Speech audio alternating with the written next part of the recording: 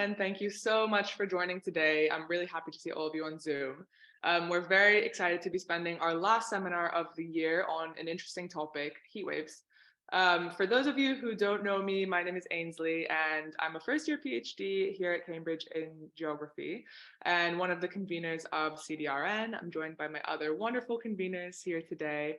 And just for those of you who might be new today on the Zoom, this network actually aims to connect disaster researchers and those interested in disaster research across different disciplines and backgrounds, so both within academia and beyond. And we're really hoping to kind of use these sessions to create some sort of discussion that cuts across different sectors.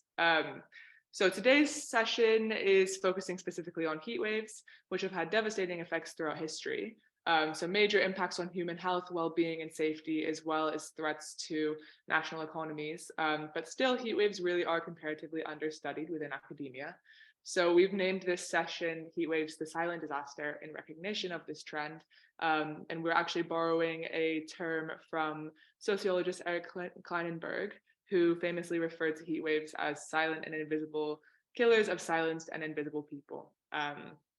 So without further ado, I'm very excited to introduce our fantastic speakers for today. We have Gulrez Azhar, who's from the RAND Corporation, Mihir Bhatt from the All India Disaster Mitigation Institute in Ahmedabad, India, and then Carlee Purdum, who's joining us from Texas A&M University. So thank you all so much for joining. My introduction to the field was when I started working in Ahmedabad in 2010 under Professor Mavlankar. He's currently still the director of the Indian Institute of Public Health. And I have had opportunities to interact with, I was really lucky to be there and my work in Ahmedabad, because that started what I'm going to talk about today. Okay, so quickly, I have a lot of slides. I try to speak quickly and get it over with in my allotted, 15 minutes. So off we go. Yep. So these are my slides. Let me do the full screen. Yeah. So I will talk about basically three broad themes. This is about Indian heat waves. So we'll talk about on vulnerability assessment in India, on death estimations, and then on adaptation measures in India. Quickly going through this, I think this community understands why we study heat waves. It affects the most vulnerable people, underreported, understudied. The vulnerability we face is multifaceted, and there are economic costs to it. There's a background to history. Pre-COVID, these numbers used to be huge when we would talk about tens of thousands of people dying from heat waves. And it's a regular feature even in India. And future temperatures are projected to exceed thresholds. So of adaptability.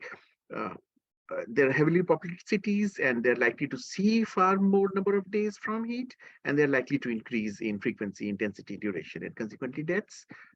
Why do I focus in India? Because it's hotter than places in the same latitude. It's soon to be the world's biggest country. In fact, after my dissertation, I ended up working at IHME, and one of publications which I did, which as a part of a team, was global population estimates. And so it has a huge vulnerable population, and less is known from places with the most impact. It's a textbook case study in extreme. There is a saying which goes about India saying that whatever you know about India, the opposite is also true. So obviously, it's such a huge place. Yeah, some pictures of Delhi. So talk about coming to vulnerability, talk about a large vulnerable population. It has a multidimensional vulnerability, talking in terms of age, socioeconomic status, housing, characteristics, vegetation.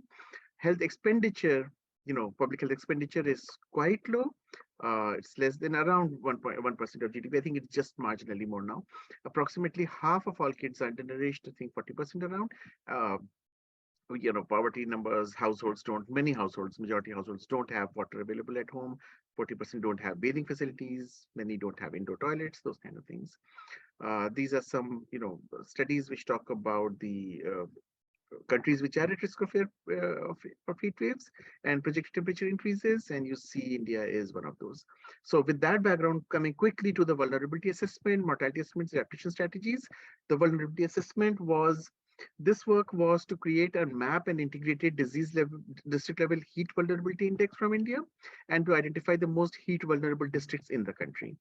To do this work, I used data from the Census of India at the time, 2011, the district level household survey, satellite maps from Indian Space Research Organization, and NASA. I used district as a unit of analysis. So at that time, they were in the data set 640 districts. They have increased now. Variables started with 140 variables in the initial data set, and the choice of those variables was based on published literature. So in the literature, if some variable was shown to have an impact on heat, we would include this in the variable. Then we, through a process of separate, blinded shortlisting by two reviewers experts, we shortlisted 17 of those variables, and then they were used for this principal component analysis. Uh, the in the analysis, we reduced these variables to several domains, which were demographic, social class, socioeconomic, household amenities, land cover, and population health. Think of these domains as having protective or effect on one's heat health status, right? I mean, the process was, acquiring cleaning data, merging them using census districts as the unique identifier, removing duplicates, and missing data was substituted with state averages. Did some correlation analysis. We did basically the heart of the analysis was the principal component analysis, and did several other studies, tests to make sure the analysis was adequate. Submitted these individual unweighted factor scores across each domain I mentioned this in the previous slide, and added them up to get a heat, index, and categorized those values based on standard deviations from normal. So, very high. So based on that, this is a map. This is an exposure map of heat of the country. So these are the places which are seeing hotter temperatures. This is a heat vulnerability index map of the country. And yes, some places are overlapping. So hot places, the other map shows, places which are more vulnerable, but there is also some considerable differences, because the reason is that to some degree, people in hotter areas are used to living in hotter temperatures. So it's not a direct reflection of the temperature faced by people living in those areas. It's also a combination of the vulnerabilities, so availability of healthcare facilities, population demographic characteristics, and so on and so forth. So this was the heat, and we see that the more vulnerable parts of the country to heat are in the central parts of the country. So the findings that it's a relative ranking of heat wave vulnerability for all districts. High and very high districts are in the center part of the country, as I said. Variables with greater correlation could be, you can think of them as a starting point for framing local adaptation strategies, and the adapted methodology is to make more useful for India in developing country settings. The second paper I did was really quickly was estimating the future deaths under various climate change scenarios and estimating the direct economic costs associated with those deaths. Uh, the data for this analysis comes from several sources, and it's incredibly hard actually to find this. It took me the longest time to actually do this study to find data on heat wave deaths. So there are several sources, with National Disaster Management Authority. Interestingly, National Crime Records Bureau of India used to keep data on heat wave deaths for a period of time. There was this European Medicine Disaster Database in Belgium. There were several published articles by the Indian Institute of Tropical Meteorology scientists, people working for the meteorological department, and then Global Burden of Disease Study, GBD. Temperatures were relatively easy to find, were from the World Bank Climate Data Portal, and population statistics were from the United Nations population projections. So I basically did descriptive statistics, mean all those temperature indices, calculated them, calculated exposure response functions using Poisson and negative binomial modeling. Deaths, because of limitations of computing at the time, I used deaths in 5-year increments. And basically at the heart of it, it's array multiplication with temperature increases, and direct economic costs I calculated using VSL approach, the value of statistical life. Interestingly, my postdoc after this was at the University of Washington. That was, in a sense, an extension of this work, but globally and included morbidity. So yeah, but that's for some other day. Okay, so these are some of the descriptive plots for the temperature measures. So what we saw was temperature changes, mean temperatures. So we see the hottest temperatures are in the months of April, May, and June, 4, 5, 6 on the x-axis. These are the official reported deaths. And you see, although in absolute numbers, these are really, really low, with the denominator, for for a country the size of 1,400 million people. I mean, these are really low deaths, but you do see an overall increasing trend over the time. This is disaggregation of those deaths by age groups. And you see, interestingly, that people in the 45 to 60-year-old age group show the highest number of deaths. This could be because these people in these age groups are exposed to heat the most because they're working outside, perhaps, or perhaps there is some kind of reporting issues. And this is in contrast to the findings in the literature where it shows a U-shaped distribution with people, children or elderly people, dying the most. But here, I mean, from the reported deaths, it's a different trend. Between male and female, there are more male deaths, perhaps. So this is the projected deaths based on across different climate change scenarios, and we are seeing them increase by the later part of the century and stabilize by the end of the century. Yeah, in the worst case, we are looking at somewhere around 80,000, 84,000 excess deaths by end of the century. And so these are based on the global burden of disease estimate studies. Yeah, so what we are seeing is there is also some other interesting findings was there is a greater increase in minimum and mean temperatures than in the maximum temperature. So it's at night when people are not able to cool down, that's having a further, perhaps, that's how it plays out. There is a decreasing range in temperatures. Uh, there is no respite at night, as I said, and people are unable to control their thermal environment. Those people are more at, vulnerable. So perhaps people, who are sick with pre-existing conditions and stuff.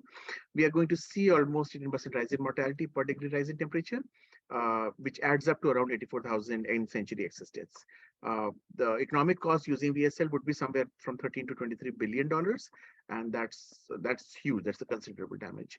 The plateauing out of those deaths we are seeing is less a function of heat and more a function of the population itself stabilizing. So the denominator goes down. India peaks its population by the middle of the century and starts to go down.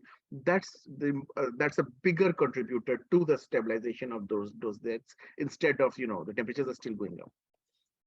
So there are some assumptions built into the study, which is that the future is an extension of the past. There is a nonlinear relationship. There is an absence of district level day-wise heat wave death data.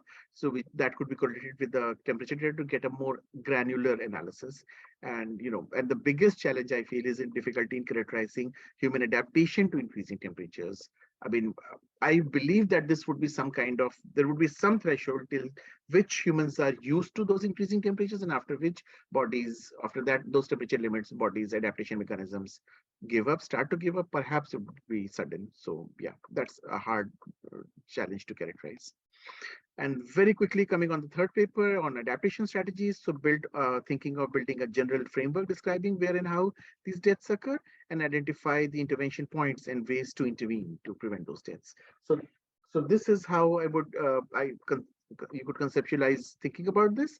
So looking at a progress of this is what we call public health, the natural history of disease. So from there, so you have an exposure, you have a recognition of that exposure, you seek some kind of care within your house, or if you're as the disease is progressing, the heat exposure, the heat illnesses, you could go out to actually hospital and seek care, and you can map different kinds of prevention on those on this progression of your disease. So you could prevent it primordially before exposure, or a primary prevention, secondary prevention, tertiary prevention. These are standard terms used in public health, right?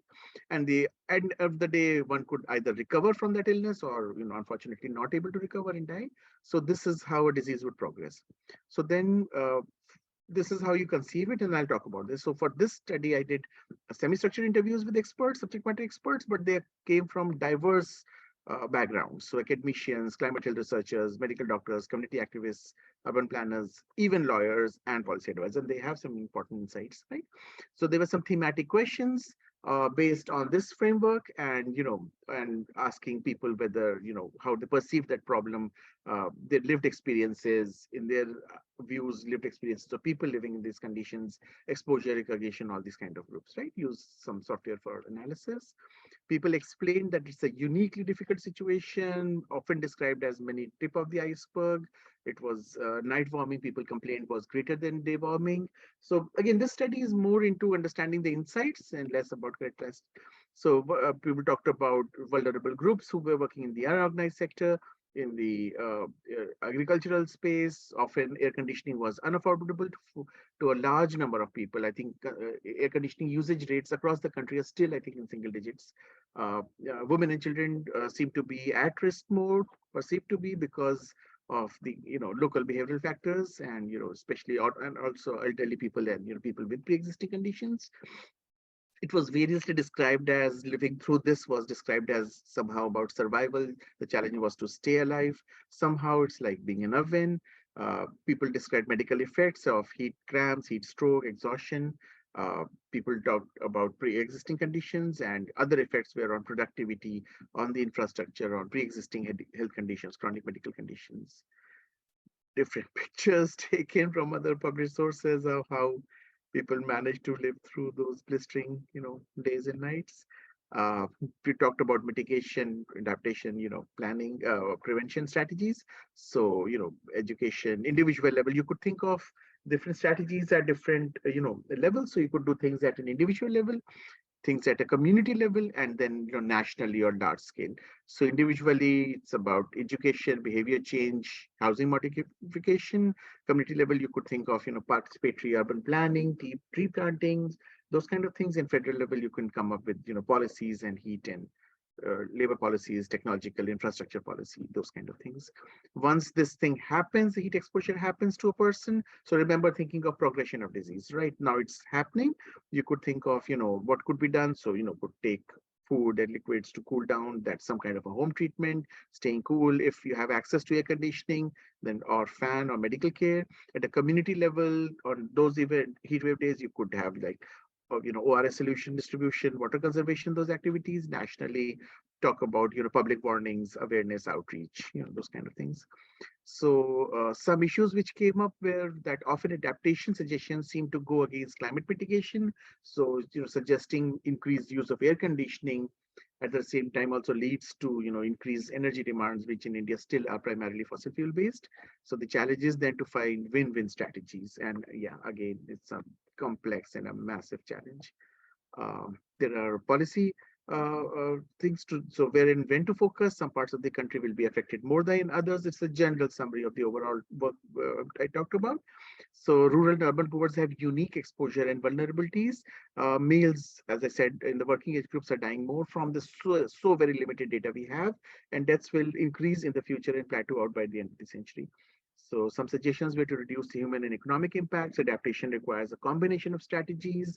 Some subgroups, of course, need special and focused measures, and ethnographic research is needed, especially bottom up, is extremely, extremely important.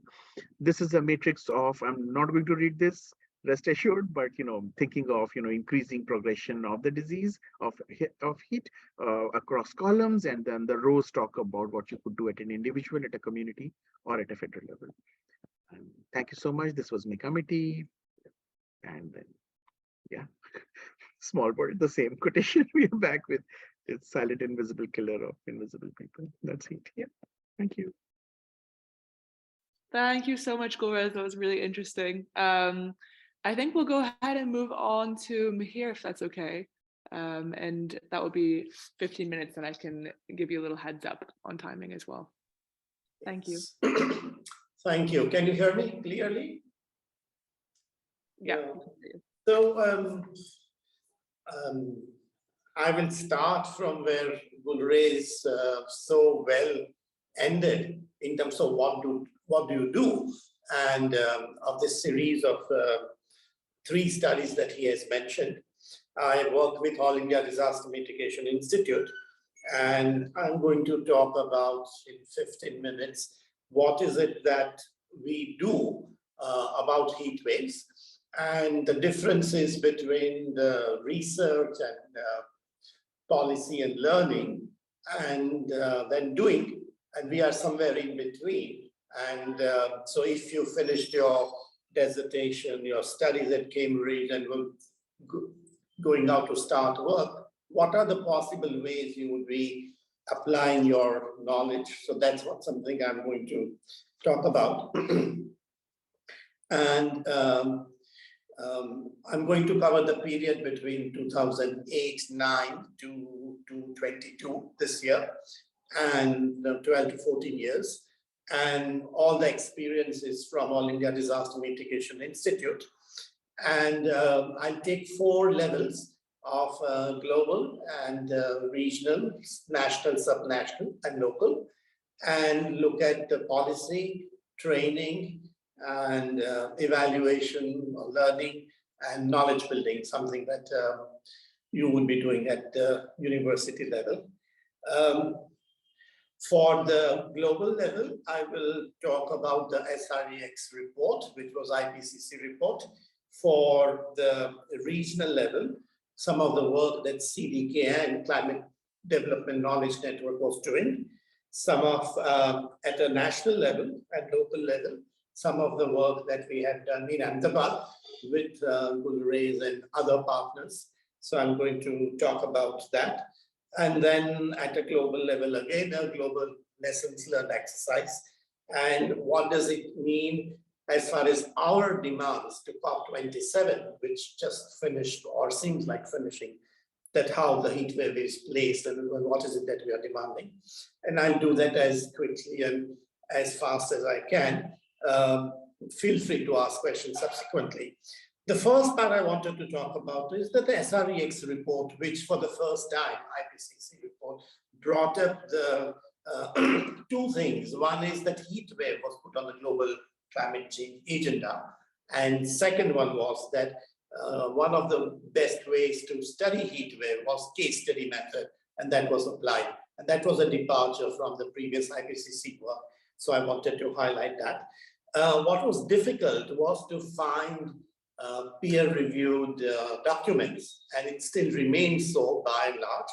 And second, that a lot of heat work on the heat wave in the developing countries or the global south was by global north experts, and nothing wrong with that, just that we needed much broad authorship of that.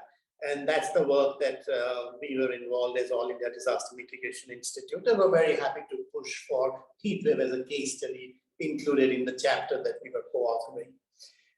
Having done that, and 83 scientists and large number of other supporters, we wanted to actually implement some of the findings of that. And there is a conflict of interest because IPCC doesn't actually go into implementation part. So we excuse ourselves from further studies and engage with the Climate Development Knowledge Network, which was a global network, and was looking at the relationship between climate change and development projects. And I mainly focused on India and South Asia work that was being led by Alisa. And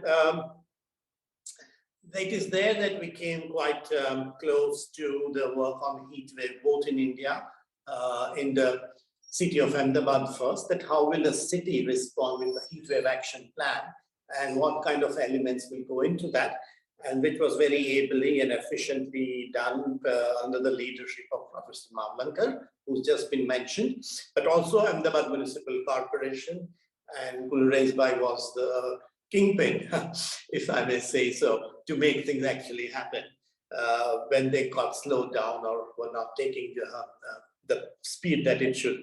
That was the first heat wave action plan a city had made, and it was mainstreamed in the city budget subsequently. So that was very good to mainstream it in the urban development program. And then we helped that take it to other cities across India with a whole range of partners. We also work with the meteorological department to have much early warning system so that not only the impact of heat wave is known, but who will get impacted, when and how, that is also be known.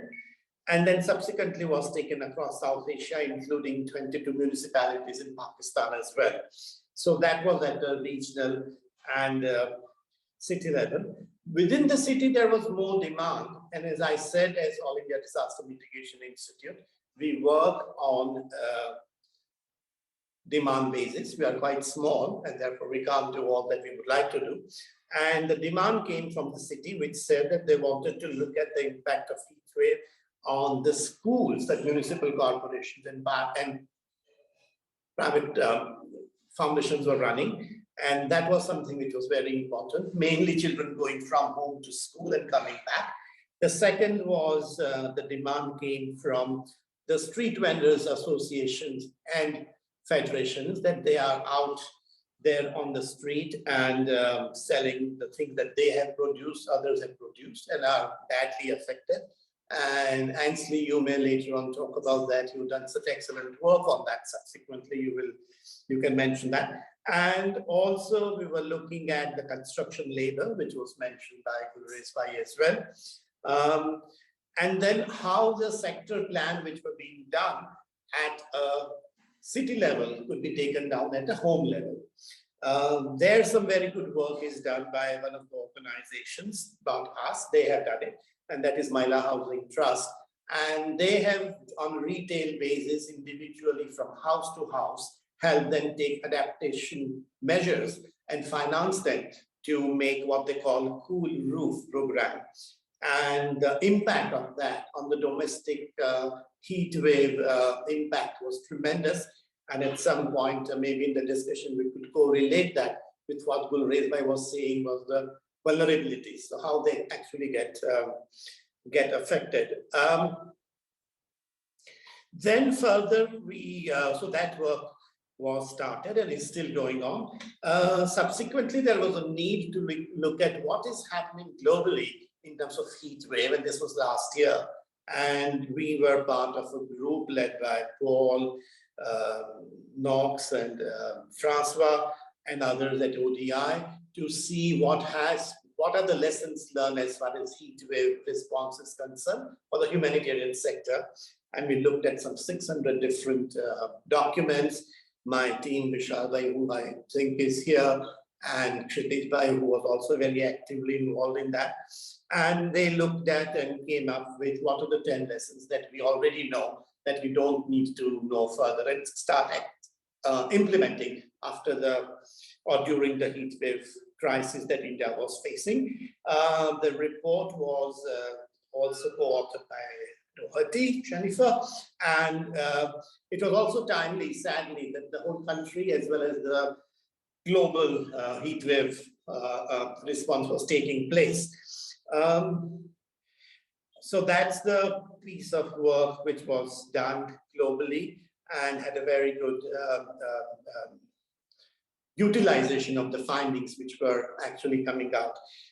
Subsequently, we have based on that, and then there is some of the ongoing work that I will now describe, where we are looking at how do the urban hotspots and regional hotspots respond. We had a global picture from Gulrez, but if we go down further, what will happen?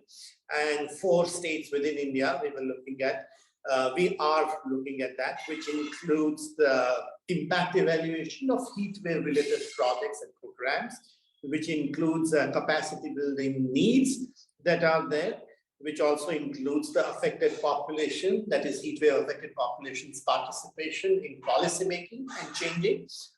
Ethnographic studies were mentioned, and this was an ethnographic process which actually brings the views of those views who should be counted as central. There is also other piece of work that we are doing with Dr. Laila Mehta and Bhatt at IIT Bombay, and where we are looking at actually the transformative measures that are being taken in the region of Kutch, desert area, Mumbai coastal area, and the delta area of Sundarbans. Heat wave was not the central focus, but because they were affected by heat wave, a lot of data and insights are coming out of that. And the third work, which is being done by Shilpi and Dr. Krishna from IIT Delhi, and again we are part of that, where we are looking at that how do you take anticipatory measures to avoid heat wave impact, reduce heat wave impact. So that's the kind of ongoing work we have. And also with the farmers, heat wave is assumed to be sort of settlement oriented, mostly urban, sometimes rural. But the farmers, especially the small farmers, are very badly affected, which came to our light. And currently, Vishal Bhai, I think, who's here, looking at what was the nature of heat wave impact during the last heat wave on the small farmers and female-headed farms, 5,000 of them across 3 states of India. based on this experience, and I'm going to end by saying the demands that we were making for COP27, and we'd like to check how much of that is actually on board. But one of the things that we were doing is that what are the heat wave adaptation measures that are being taken, and what's the menu?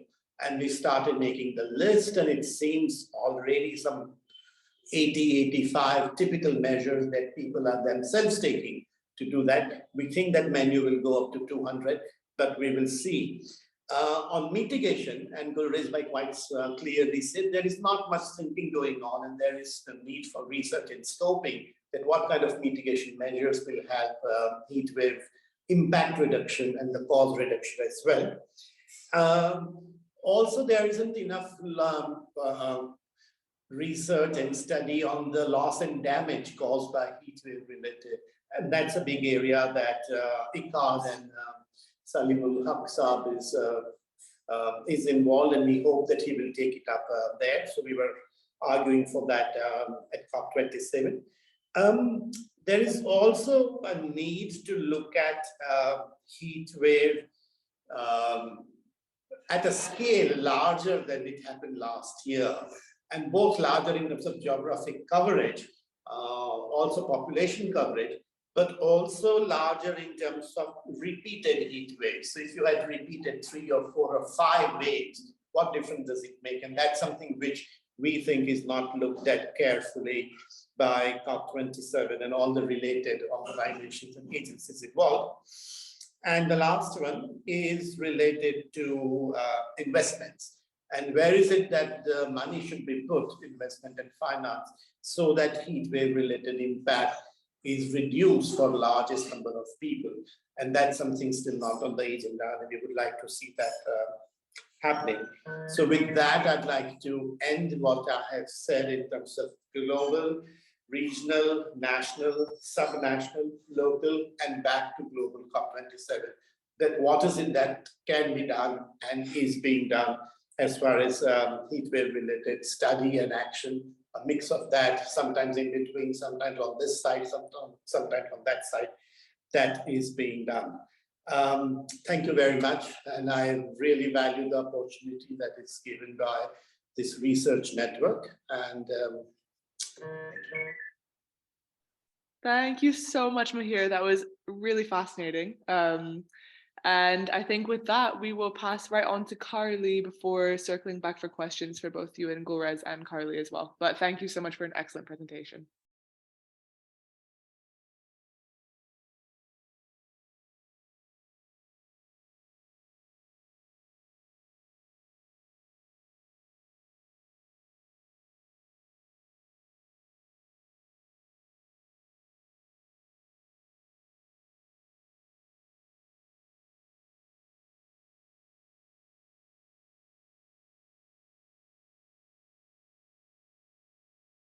There we go. Sorry about that. Couldn't get my unmute button to work. Well, good afternoon, everyone. It's good morning from me here in Texas, in the United States. You'll have to be a little patient with me this morning as I'm a little under the weather, and so is the rest of my family. So if you hear a 5-year-old running around or dogs barking in the background, can't really be helped. But I'm very excited to be with y'all today and talk to you about some of the work that I and some of my colleagues have been doing here in Texas on the impact of extreme heat and COVID-19 in Texas prisons.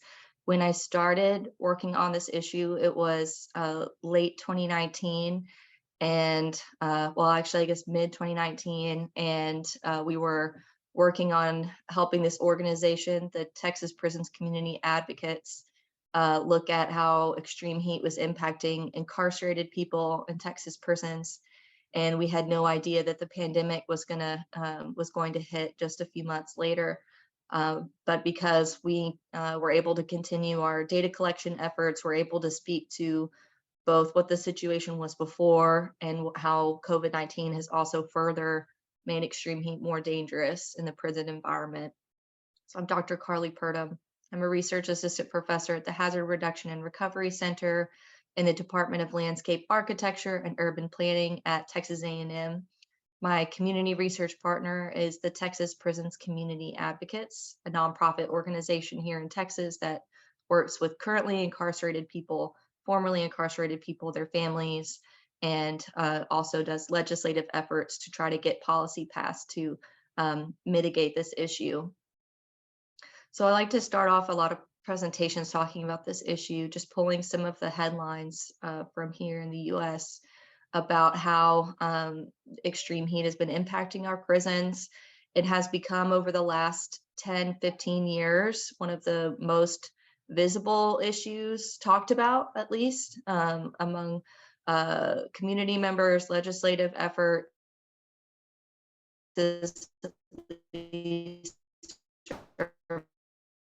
Very aware now of the situation, mostly due to the efforts of to wrestle what to do to get worse and worse every year. Just to talk about extreme heat in prisons. Extreme heat it's increasingly concerning for prisons. The materials that prisons that were used to build prisons trap heat. The design itself is not conducive for extreme temperatures. There's a layer design that allows heat to rise and impact different areas differently. There's aging infrastructure, crumbling infrastructure. About 10 of the units here in Texas are over 100 years old. It would be difficult we're not sure even, how effective getting air conditioning into these units is going to be, especially for those older ones.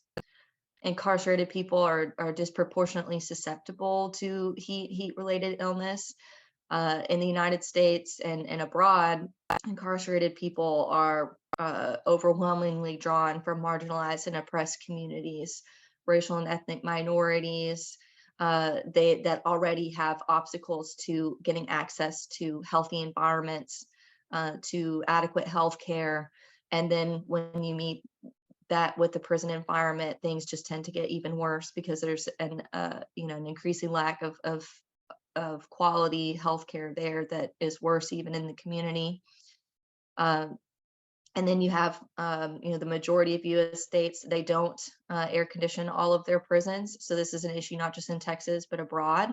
In Texas, about 100,000 out of the 120,000 incarcerated persons don't have access to air conditioning. That's just an estimate. It could be off, give or take 5,000, but that's the best estimate that we have because we are able to get more accurate data from the state. A recent study that was just released, I think even last week or the week before, showed that the lack of air conditioning in Texas prisons was associated with increased death among incarcerated persons. For those units that did not have air conditioning, every increase of 1 degree over 85 degrees was associated with about a 0.7% increase in death. And they estimated that 13% of all prison deaths within Texas prison system could be attributed to extreme heat. In 2022, we saw some extreme heat waves that really made a lot of these issues more visible. While our data does not cover 2022, we are collecting data currently, and we'll be updating our report for that time. But because of the heat wave, we were actually able to release our report in July, right when those temperatures were really picking up and able to, make an impact. We got a lot of great coverage and a lot more discussions happening, especially here with our policymakers in Texas and around the country. Prisons continue to be COVID-19 hotspots. Texas prisons, they've reported at least about 300 deaths of incarcerated persons due to COVID-19. Those are just reported deaths. We know the number is likely much higher. They have some of the lowest staff levels that they've ever had, which is contributing just to a cascading negative impact.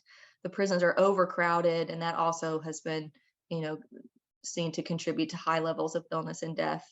So COVID-19 and heat really converge to, create this hellish environment for incarcerated people.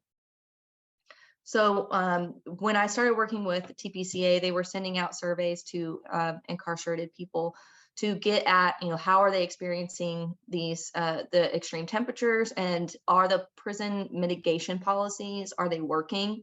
Because when you try to say this is an issue, the prison system comes back and says, no, it's not, because we have all of these policies that we're addressing the issue. We don't need air conditioning. We don't need to do anything more. So the purpose of the surveys they started sending out was to see, is that actually true? So for what I'm going to talk about today is covers 309 incarcerated persons who filled out surveys between late 2018 and 2020. And like I mentioned before, we're continuing to collect surveys. The population has a high rate of pre-existing illness. A lot of the participants, they had hypertension, heart disease, COPD, diabetes, asthma, epilepsy, thyroid conditions, mental illness. We had a couple of survey respondents who were dealing with pregnancy in these conditions. More than half reported being prescribed medication that would inhibit their body's ability to regulate temperatures internally, which is very dangerous.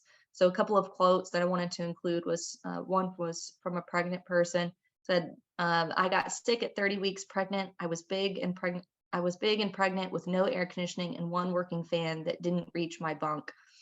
And that, really impacted how we were thinking about this issue, and that there's layers and layers of vulnerability here. There was one incarcerated person who said, I have epileptic seizures and a very recent brain injury and surgery that causes my heat problems to be magnified many times. So looking at how these other health conditions interact and make them more vulnerable. So just to talk about, the mechanism behind why are people dying at such a high rate or getting ill at such a high rate in prisons. We can see the study says that there's extreme temperatures lead to death, but why and what does it actually look like inside? And why is the prison environment unique to these issues? Many prisons will respond to the situation in the same way. So Texas, their prison system says we do, wellness checks. We have a list of everyone who has medical vulnerabilities, who's going to be, vulnerable to heat illness. And when we do security counts, our staff is also going to do wellness checks. Well, 2/3 of our survey respondents, or 60% of our survey respondents, said that those wellness checks were not happening. And that's likely because staff is just so overwhelmed. It's just another duty that they're supposed to be doing. Policy also says that that they will summon aid if an incarcerated person requests medical help, or if there's a sign of illness. This routinely does not happen. So, almost half said that they had personally experienced a health crisis that had been disregarded. And that's been shown to happen across all prisons, where the staff is just so overwhelmed. They think incarcerated people are faking it. It's a pattern everywhere, but in the prison environment and context of extreme temperatures, it's extremely dangerous. There was to clean water. Water is distributed communally in prisons because it's a communal environment where you have maybe 100 people living in a dorm together. So I have a picture of an igloo water cooler here. That's how water is distributed, unless the person is in their cell. People do not spend most of their time in their cell, so they don't have access to. There's sometimes a toilet sink combo that you can get water. You press a button and water will come out, for 2 seconds. But this is how water is most commonly distributed, through these igloo coolers. But because there's such a high demand, they run out quickly and refills are long in between. There was just an extreme pattern of inconsistency of when those coolers would be filled up. Some people said, it's hours in between. Some people said it's only refilled once or twice a day. And incarcerated people, if they try to refill it themselves, they can be given they can be written up for that, and that can impact their ability for parole. About 1/3 of our participants described contaminated water. You can see down in the corner, there's a picture of a cup and a fan. That one little cup, every incarcerated person is given that one cup when they are, first incarcerated. And essentially, if you lose that cup, then you're not able to get water. So people would use unsanitary objects to try to get at the water, and that would contaminate it. There's also, there was reports of contamination from bacteria, from dirt, from vermin in it, bug infestations, contaminations of toxic or heavy metals. We had here in Texas a lawsuit about the arsenic levels being 4 times higher than supposed to be. So incarcerated persons reported not wanting to drink the water because it was contaminated. Showers, they're supposed to have access to at least 1 to 2 showers a day, but 20% of our participants reported that the showers were broken, and 61% said they were not being given access to additional showers. So by policy, you're supposed to have once a day, but under heat protocols, you're supposed to be able to get at least 2 a day to cool down. And then COVID-19 meant that lockdown meant that there was restricted access to showers. So folks would not get a chance to shower and cool off for days, maybe even weeks. Some quotes here I have below is, there's 1 cold shower for 53 people. We're sometimes told by officers that we can't shower at all. During lockdowns, officers are instructed to allow no offenders out of their cells. So that policy was just completely cut off with COVID-19. And here's the most significant one that Texas is kind of unique in, and that they were required from a lawsuit to put in air-conditioned areas in the prison. It might be the education building or the chapel or the infirmary. And if you think about it, those areas have very limited access to people coming into it. There might be classes, it might be in use. They're small areas, maybe they'll hold 20, 25 people at a time. And but you're talking about units that have hundreds and sometimes thousands of people. So and just in practical application, it's not a possible policy to follow, where they say, you know, all incarcerated persons are to have access to respite area 24 hours a day, 7 days a week, even if they're not feeling ill at the time of request. But then they put, you know, later in the policy, the warden determines the order of use. So our participants reported just constant denial. They reported just kind of curtailed use, meaning, okay, they would get in and be able to use it for 5 minutes, and then they'd have to leave before they were able to really cool their bodies down because other people were requesting it. They described dehumanizing security experiences where the staff try to make those, because of the extreme demand, they try to make those areas as unpleasant as possible. So there were folks who were saying you have to stand against the wall with your hands down by your side. They might, there were some participants who reported having to be strip searched to having to get to those areas. And also, you know, this policy was weaponized by agitated guards. With the lack of staffing, there's a lot of back and forth between incarcerated people and guards, and they would be maybe using that denial as a way to retaliate. Like I said, the COVID-19 impact, it converged with heat and made everything, you know, just so much more dangerous. It's difficult to recover from a virus like COVID-19 when you are in that kind of environment. And then having had COVID-19, your health may be degraded. So then having the resilience against extreme heat is going to be degraded as well. So they just kind of converged to make the situation even further of a disastrous environment.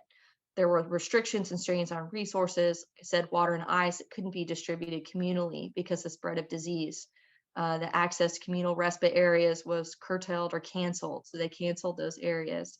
There was already an increased strain on the limited staffing in medical care, and COVID-19 obviously made all of that worse. There was a strain on, you know, production and distribution of commissary items. This is talked about more in our report, but they sell heat mitigating items in the commissary. So you can purchase, you know, for sale, some ways to protect your health a little bit, such as a personalized fan, which doesn't actually lower, you know, temperatures, or, you know, some Gatorade type drinks that will help, you know, replenish your body. But those items were became limited, and folks were not able to get them because of the issues with production and distribution of commissary. The lockdowns, like I said, created those barriers for heat mitigation because they had to stay in their cells 24/7. They could not leave and have access to those other resources.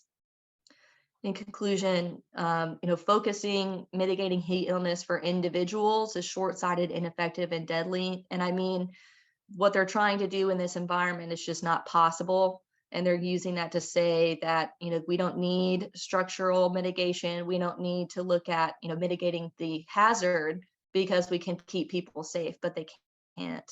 The issue is going to continue to grow worse with climate change.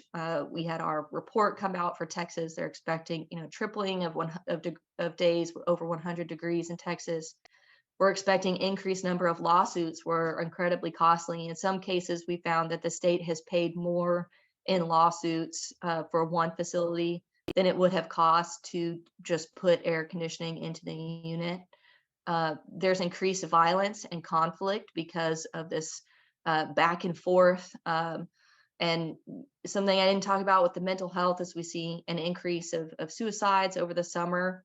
We hear from folks that they're not taking their medications because they have to choose, this medication is going to make my body more sensitive and susceptible to heat illness, or I can take it and protect my mental health. And many people choose not to take that medication, and that worsens the situation aside from just heat, and increasing the situation.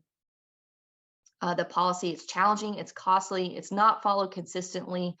The policies are strained by the sheer number of incarcerated persons and just the structure of prisons. It's just not possible to do this in a prison environment, and that continues to be inadequate.